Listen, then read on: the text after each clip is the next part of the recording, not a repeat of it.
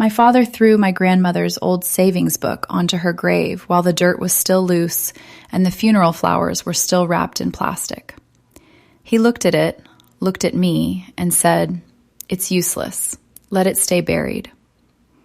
11 days later, I was sitting in a bank office, staring at a number that made me feel sick. My name is Paige Wilkerson. I'm 31. I work as a claims processor at an insurance company in Scranton, and until all this happened, I was the easiest person in my family to overlook. That had kind of become my role without anyone ever saying it out loud. Clayton was the son my father bragged about. My stepmother, Unity, liked people she could show off, people who matched the version of the family she preferred. I was useful, dependable, the one who didn't make noise, the one who could be counted on to help and then quietly disappear again.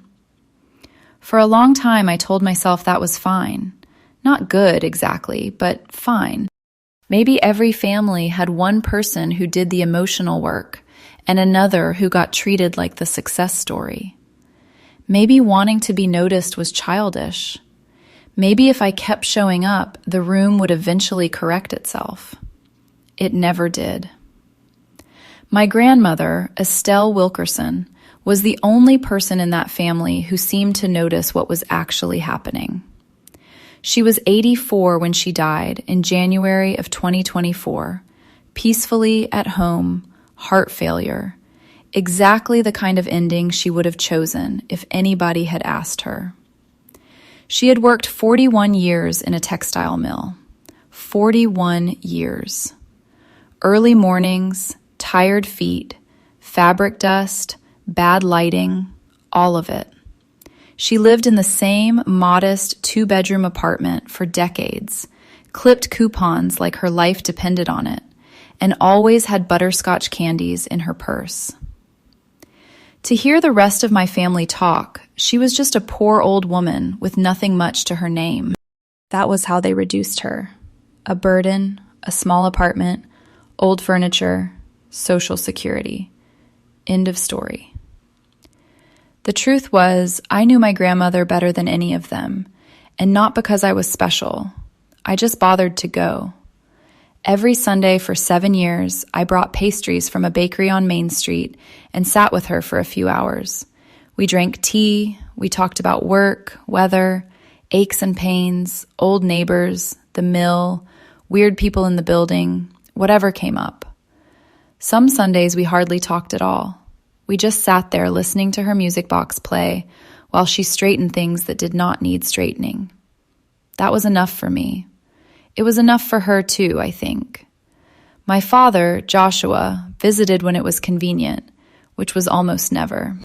He was 58, a regional sales manager, leased Lexus, nice watches, expensive haircut, whole personality built around pretending he had not grown up in the exact same cramped life he now looked down on. My brother Clayton was 34 and had been the golden child since birth. He showed up twice a year, stayed 20 minutes, looked busy, and somehow got praised for being devoted. Unity acted like my grandmother's apartment was too small to breathe in, too sad to sit in, too embarrassing to be seen entering, right up until there was something inside it she wanted. That part mattered later. At the time, I was still doing what I always did, swallowing things. I noticed. I kept quiet. I told myself it wasn't worth a fight. The last real thing my grandmother ever said to me that stuck in my head was, "You're the only one who sees me, Paige." I remember brushing it off because I didn't know what to do with it. I said something light, something dumb, probably, and she squeezed my hand like she knew I hadn't understood her yet. The funeral made everything worse because it was one of those situations where everybody suddenly performs grief like they're auditioning for it. The service was small, mostly old coworkers from the mill, and a few neighbors who knew her better than her own son did. I gave the only eulogy that sounded like it was about an actual human being. I talked about her laugh, her candy, the way she remembered birthdays nobody else remembered. My father got up and said something vague about family values and honoring our elders, which would have been funny if it hadn't made me so angry. He couldn't name one real memory about his own mother. Clayton spent half the service on his phone. Unity whispered about how quickly the apartment would need to be cleared out before the lease ended. After the burial, the funeral director handed me a small envelope and said my grandmother had left instructions that it was to go directly to her granddaughter Paige and to no one else.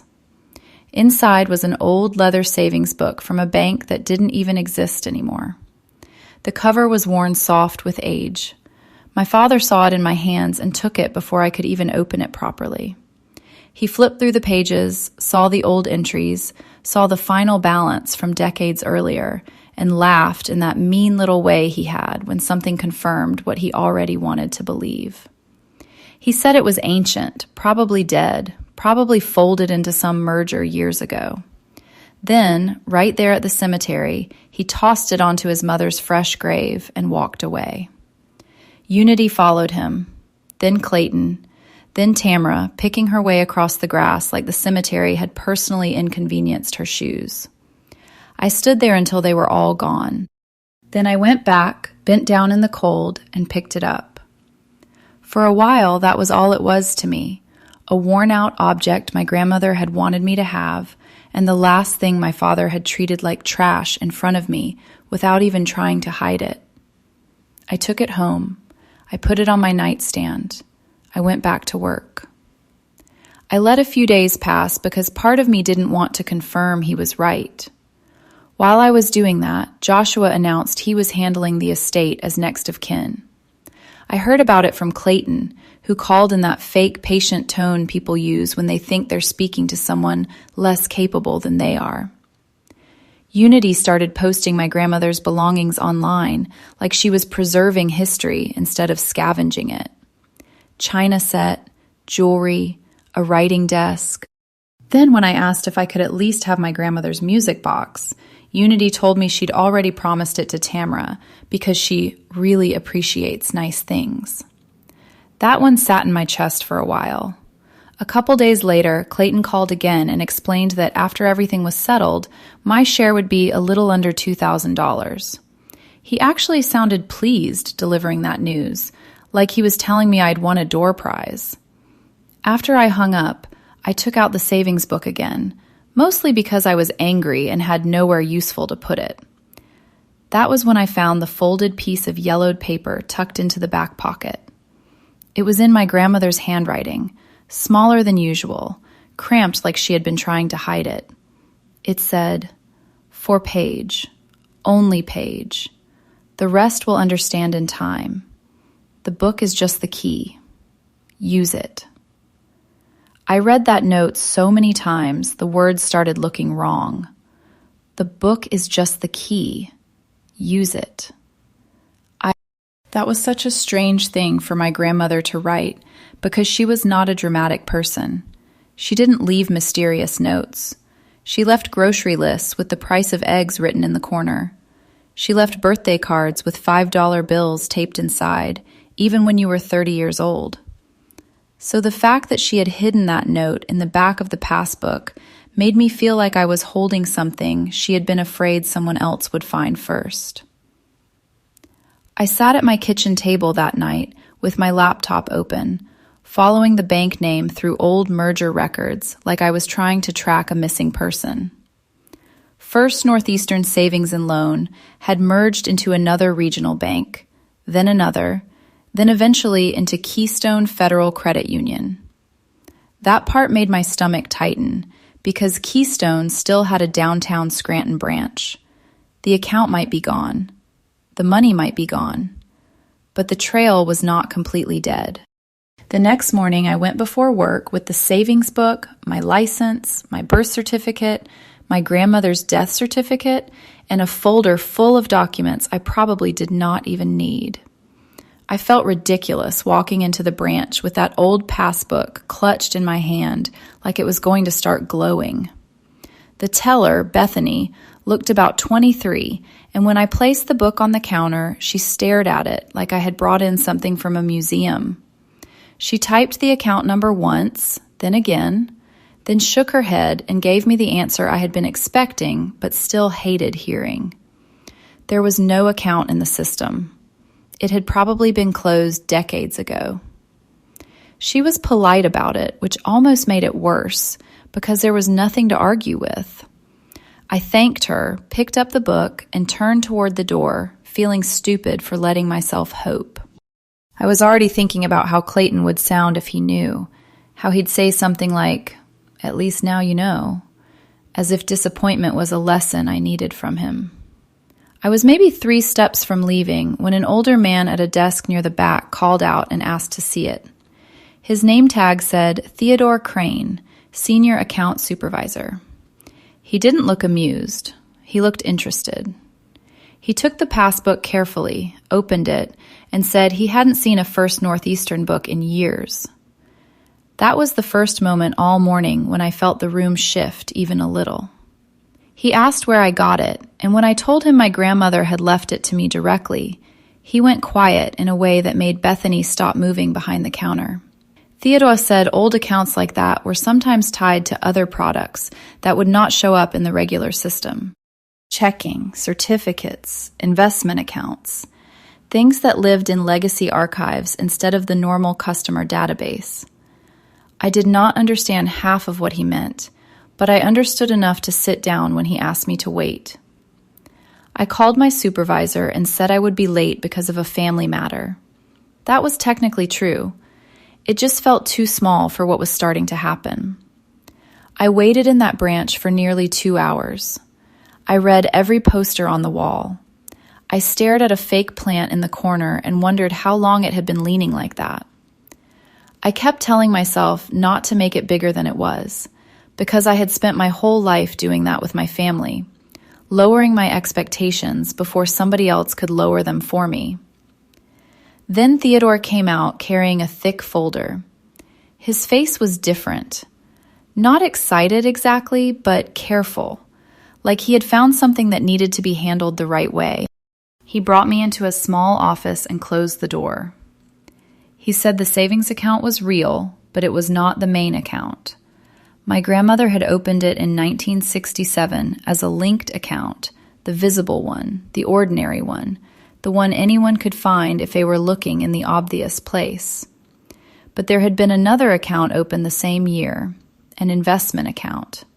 She had started with $3,500, which Theodore explained was a huge amount for a factory worker back then.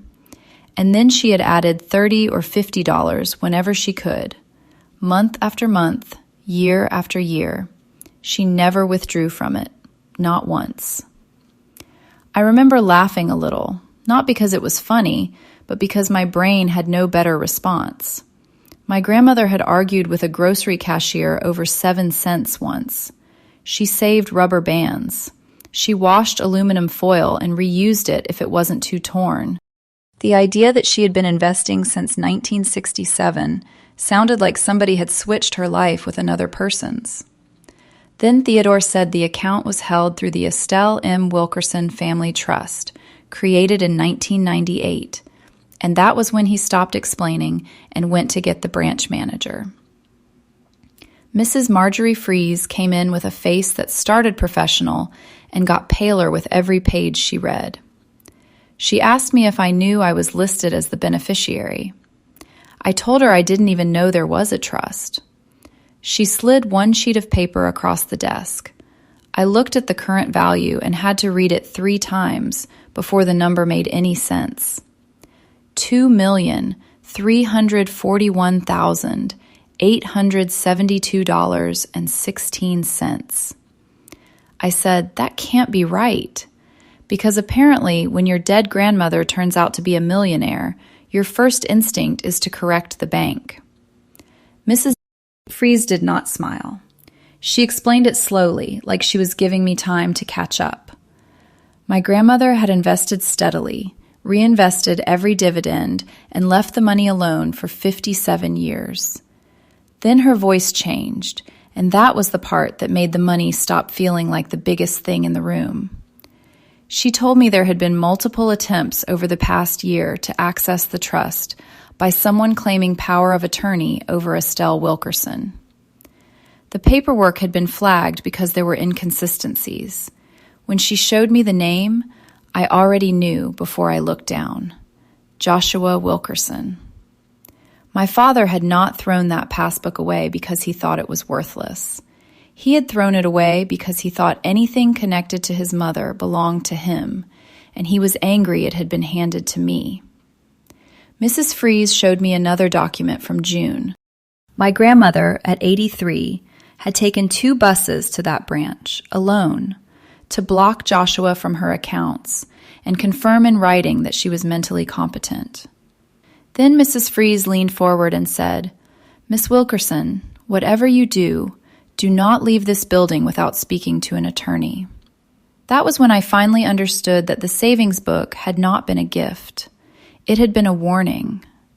I did not call my father. That was the first smart thing I did, and it was only because Mrs. Freeze had scared me badly enough to keep me quiet. I wanted to call him, honestly.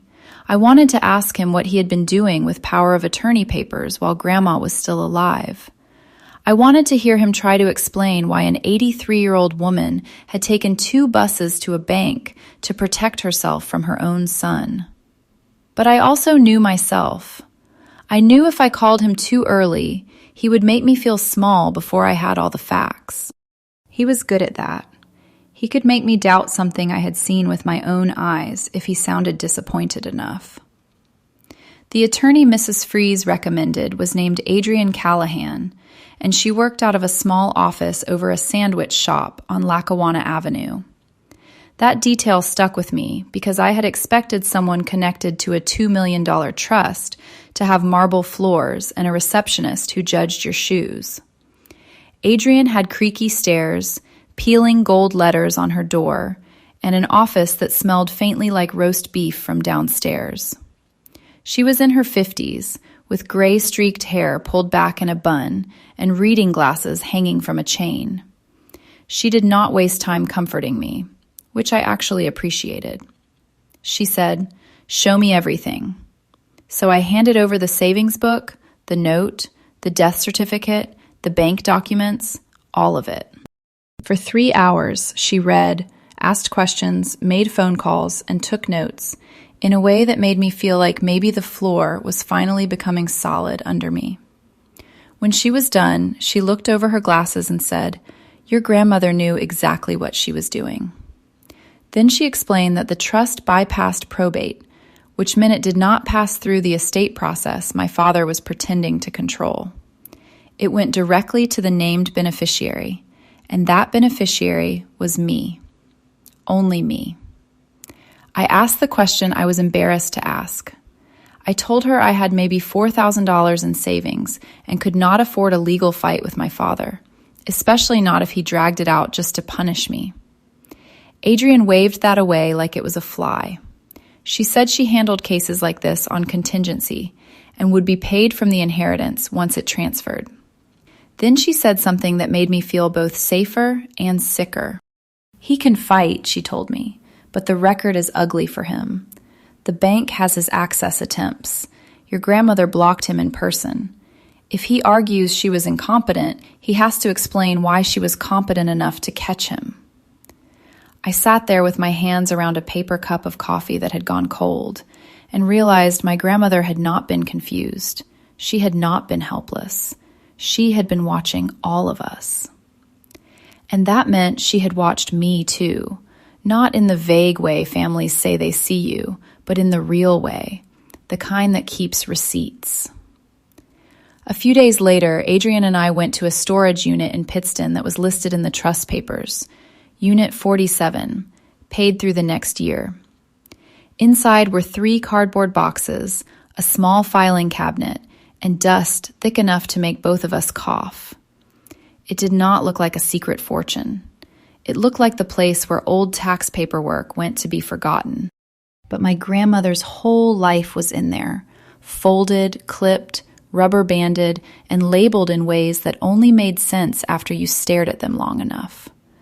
There were investment statements going back decades. There were notebooks full of deposits and dividends.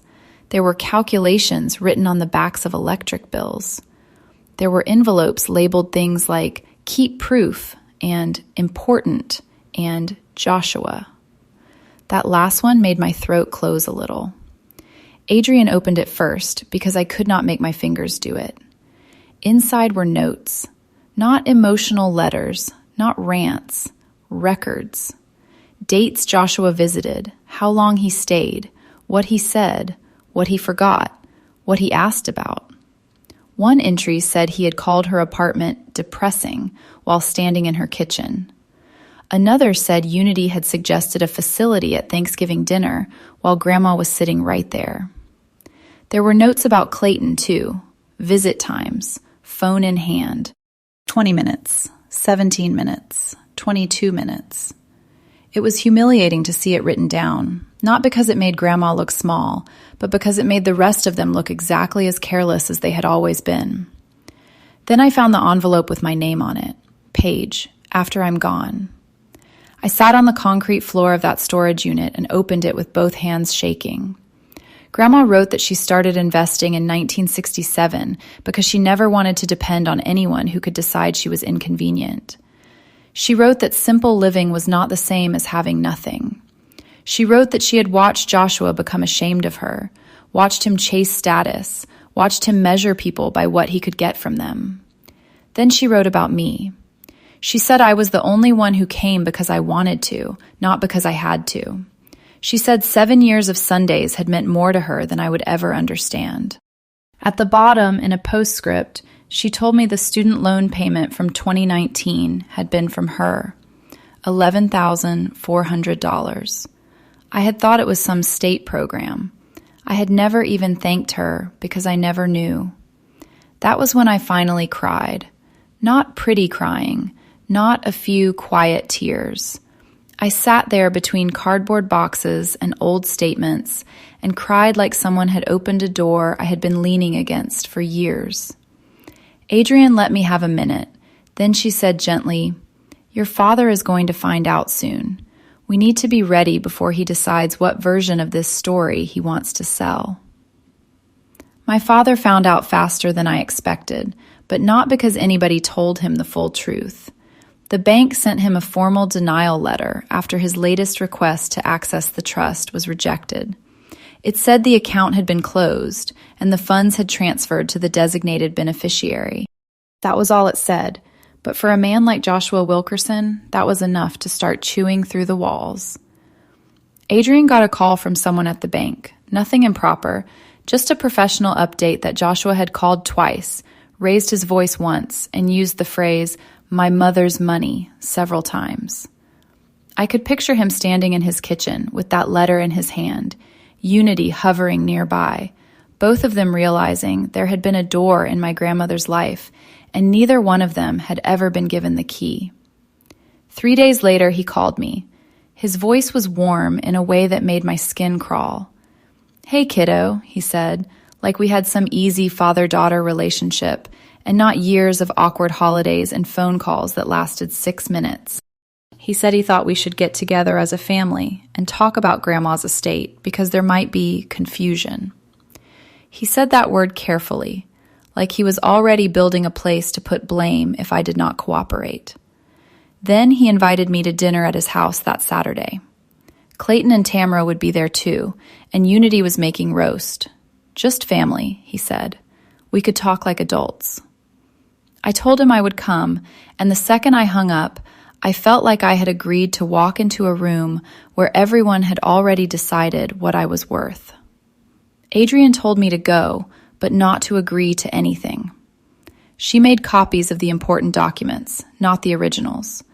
Bank records showing Joshua's attempted access, Grandma's statement blocking him, selected pages from her notebooks, the trust confirmation. She put everything in a plain folder and slid it across her desk to me. Then she reminded me Pennsylvania required consent from all parties for recording private conversations, so I could not just secretly record the dinner and hope it saved me later. "Listen," she said, "let them talk. People like your father usually overplay their hand because they think the room still belongs to them."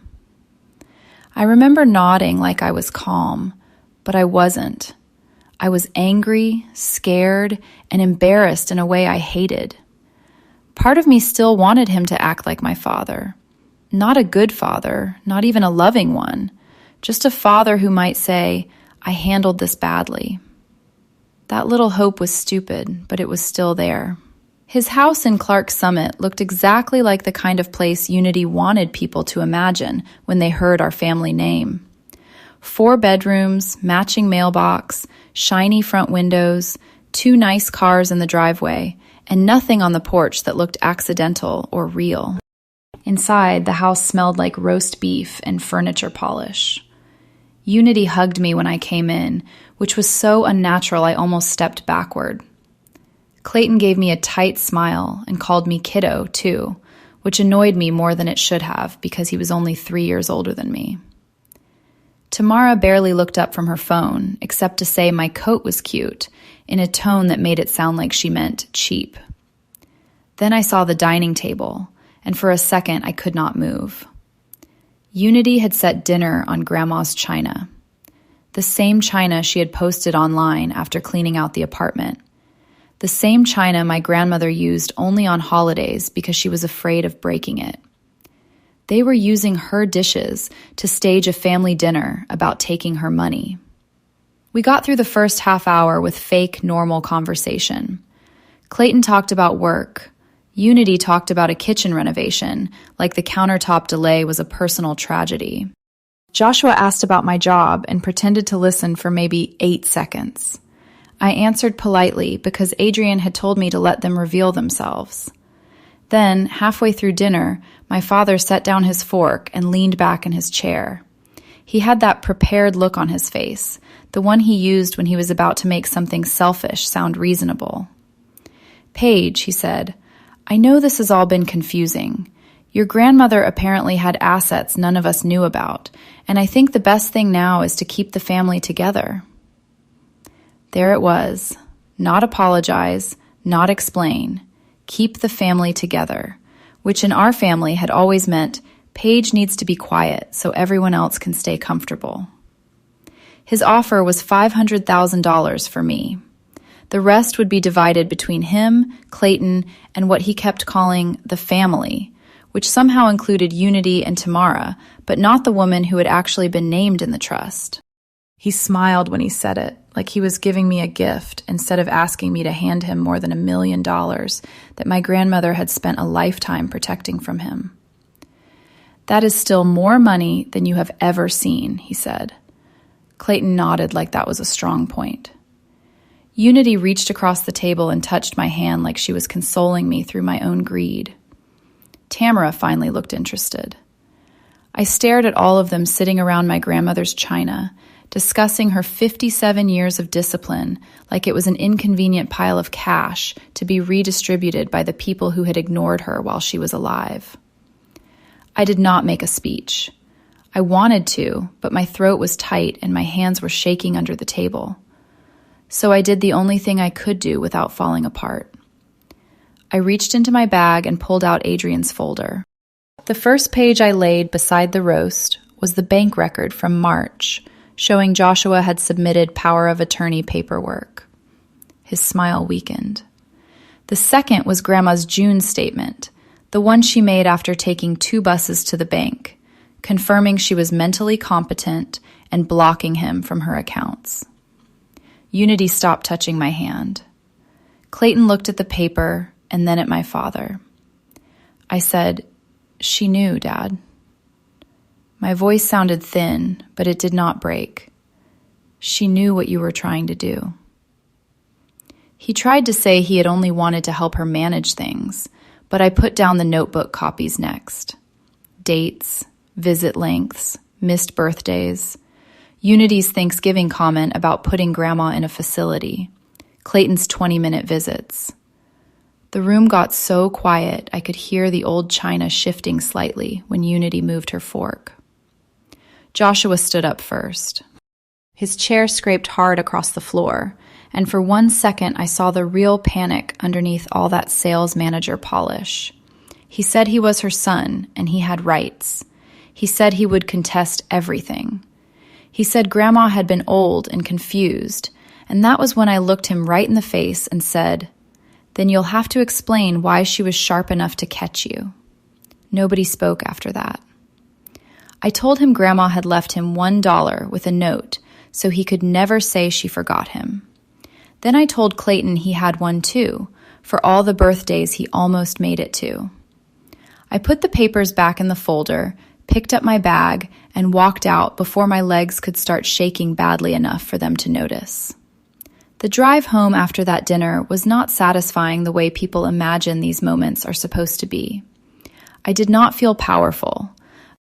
I felt shaky and a little sick, like I had just walked out of a house fire carrying the one box that mattered and left everything else burning behind me.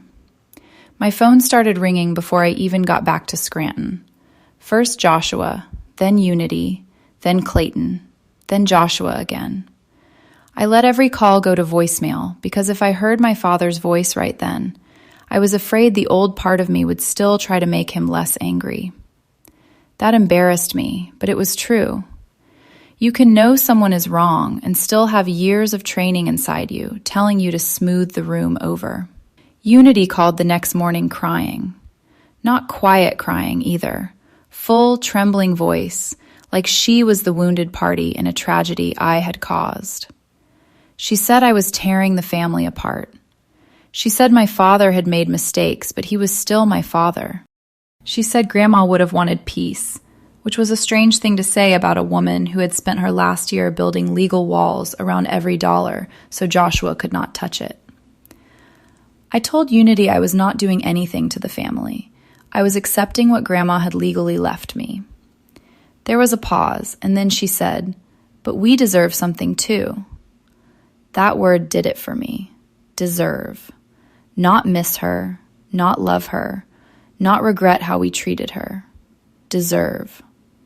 I hung up before I said anything I would later have to repeat to a lawyer. Clayton tried a different tone 2 days later.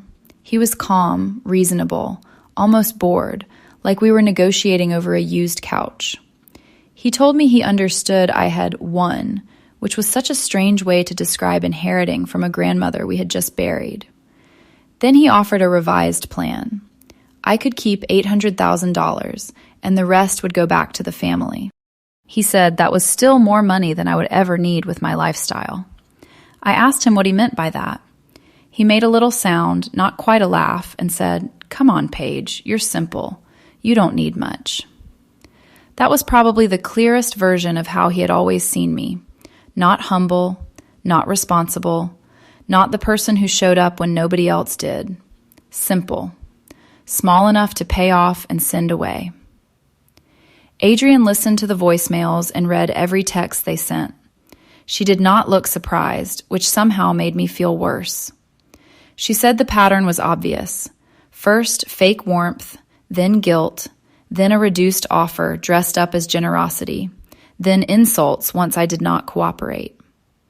By then, Joshua's attorney had also contacted her.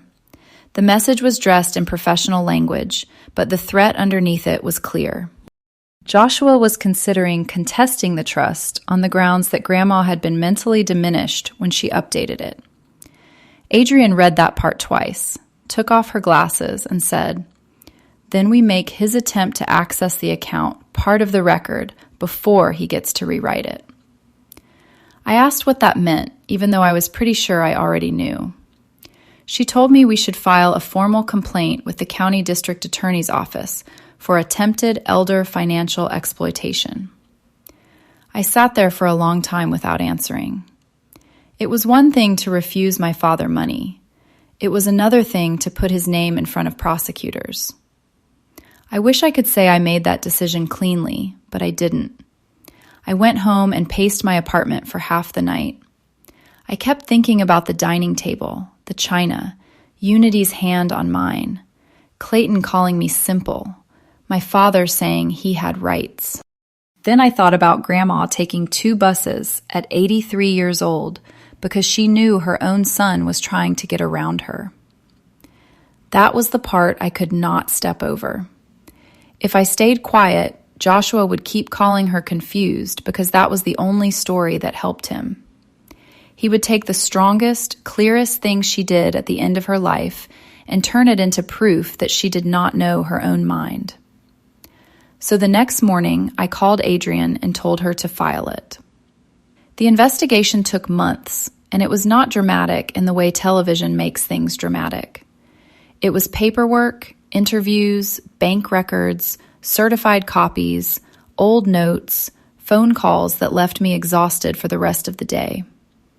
The district attorney's office reviewed Joshua's power of attorney documents, the bank's flagged access attempts, Grandma's in-person statement, and the trust updates she had signed over the years. Joshua hired a criminal defense attorney, an expensive one. He also stopped calling me directly for a while, which was the closest thing to peace I had gotten since the funeral. Unity, from what I heard, was less loyal once the legal bills started piling up. By early summer, Joshua had spent more than $40,000 trying to defend himself and keep pressure on the trust. When he talked about taking a second mortgage on the house, Unity suddenly discovered boundaries. She filed for divorce before his case was even resolved. By August, Joshua took a plea deal. He pleaded guilty to a reduced charge connected to attempted financial exploitation and received probation instead of jail time. I did not celebrate when Adrienne told me. I just sat there holding the phone while the sound in my apartment seemed to thin out. My father, the man who had spent his whole adult life acting ashamed of where he came from, now had a public record tied to trying to take money from the mother he had looked down on. The part that stunned me was how quickly his polished life started reacting to it. Keystone Medical Supply terminated him after the conviction showed up in their compliance review. His job involved accounts, billing, controlled inventory, insurance systems, all the things a financial conviction makes impossible to explain away. The Lexus went back to the dealer. The house went on the market. Clayton stopped returning his calls once being close to Joshua became professionally inconvenient. I watched the family system that had made me feel small for years start protecting itself from the man it had once revolved around. The inheritance transferred in late November, and even then it did not feel real. After Adrienne's fee, taxes, and the kind of financial paperwork that made me question every math class I had ever taken, I was left with just under $2 million. I know how that sounds. It sounds like the part where I should say I bought a huge house, quit my job, and drove past my father in a brand new car with the windows down. I didn't. I paid off my student loans first. Then I paid off every ugly little debt I had been pretending did not stress me out. Then I hired a fiduciary because Grandma had managed money for 57 years with notebooks and coupon discipline, and I could barely understand the difference between a mutual fund and a headache. The strangest part was how quiet my life got afterward. My phone stopped lighting up with family guilt. Unity disappeared into her divorce, and whatever version of the story made her look innocent. Clayton sent one stiff text around Thanksgiving saying he hoped I was happy with how things turned out, and I stared at it for a long time before deleting it. Joshua never apologized, not once. I don't think men like my father apologize when the apology would require them to admit the person they dismissed was smarter than they were. He had spent decades trying to look richer, cleaner, better, more important than the woman who raised him. In the end, she was the one who understood value. He only understood image. In December, Adrienne's office sent me a package. Inside was Grandma's wooden music box, the one Unity had promised to Tamara because Tamara appreciated nice things. The trust documents had listed it specifically for me. I sat on my living room floor with the box in my lap and opened it carefully, afraid the mechanism might not work after all those years. It did. The song came out thin and a little warped, but it was still there. Moon River. I had heard that tune on so many Sundays that for a second I was back in Grandma's apartment with tea cooling in front of me, powdered sugar from the pastries on a napkin, and her hand patting mine while she asked if I was eating enough. Inside the velvet lining was a photograph of us on her tiny balcony, both of us holding teacups and squinting into the sun. On the back, in her handwriting, it said, "My favorite days were Sundays with you." A few days later, I drove to Hillside Cemetery. The headstone had been placed by then, simple granite, just her name and the dates. I brought the old savings book with me, the one my father had thrown onto the grave because he thought it was worthless. I did not leave it there. I stood in the cold with it in my hands and thought about how close I had come to believing him. That was the part that still bothered me. Not just that he had underestimated her, not just that he had underestimated me. It was that I had been trained so well by that family that for almost 2 weeks I looked at the thing my grandmother left me and wondered if maybe it really was nothing. But it was not nothing. It was the key. It was proof that Grandma had seen the whole room clearly while everyone else treated her like background noise. It was proof that love can look quiet and still be precise. It can look like 7 years of Sundays, a hidden note, an old passbook, a storage unit, a music box, and an 83-year-old woman taking 2 buses to make sure the right person was protected. My family kept trying to measure what they deserved. Grandma measured who showed up. She counted every visit, every missed birthday, every careless sentence, every cup of tea, every pastry bag, every Sunday. And when the time came, she did not give the money to the loudest person, or the favorite person, or the person with the biggest title in the family. She gave it to the one who saw her. I still work, at least for now. I still live carefully because that is hard to unlearn. And honestly, I do not think Grandma would want me to become careless just because I finally had breathing room. But I am not the same person who stood at that grave while everyone else walked away. I do not accept the role they gave me anymore. I am not the extra child, not the simple one, not the quiet one who should be grateful for whatever scraps get passed down the table. I am Paige Wilkerson, Estelle's granddaughter, the person she trusted. And every time that music box plays, I remember that she knew exactly what she was doing. If you stayed with me through this whole story, thank you. If it hit you in a personal place, please like the video, share it with someone who would understand, and subscribe for more stories like this. I'd really like to know what you think. Did Paige owe her family anything after how they treated Estelle? Would you have filed the complaint against Joshua? And what object from someone you loved would you never let anyone call worthless?